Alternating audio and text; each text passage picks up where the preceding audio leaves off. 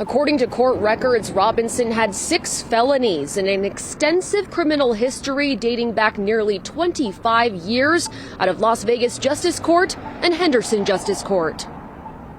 This is an unfathomable tragedy that has forever altered the lives of so many people. One horrific tragedy. One driver, police say, is at fault, and decades of criminal charges on his record. Here's what court records show on 59-year-old Gary Dean Robinson. It started in the 90s with 2 felonies, one for assault with a deadly weapon and the other for possession of cocaine. Then another for selling drugs in 2004. Felony 4 came just a year later, also drug-related. In 2006, we start to see charges related to cars or driving. A felony, but this time for resisting a public officer, battery, tampering with a vehicle. 2 years later in 2008, a misdemeanor for having an open container in a vehicle and driving on a suspended or revoked license. In that same year, battery on a police officer. His record stayed clean for the next 9 years until 2017 when he got a misdemeanor for speeding 11 to 20 miles per hour over the speed limit. Then just 1 month ago in December of last year, another misdemeanor speeding ticket 1 to 10 miles per hour over the speed limit. It's still unknown whether impairment was a factor in this crash.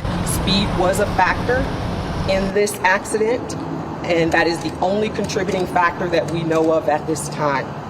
But North Las Vegas police are working on getting more details. You're anticipating getting results from downloads of vehicles, speed workup, and things of that nature, the reports from the coroner's office. Once we get that information, we'll be able to update you again and provide you more specifics. Clark County's director of the new Office of Traffic Safety says, in general, more people are speeding. We have data that shows that citations over 100 miles an hour have gone dramatically up in the last 3 years.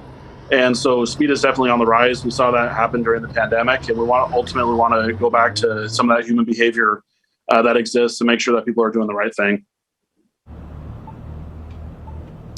Now, Fox 5 is working to learn more about Robinson's criminal cases as well as those traffic citations as well. Now, the police actually did identify the passenger in his car as Tanaga Miller of North Las Vegas, who was 46 years old, and the coroner says he also died of blunt force injury. We'll continue following this. Reporting live, I'm Maddie White, Fox 5 News, local Las Vegas.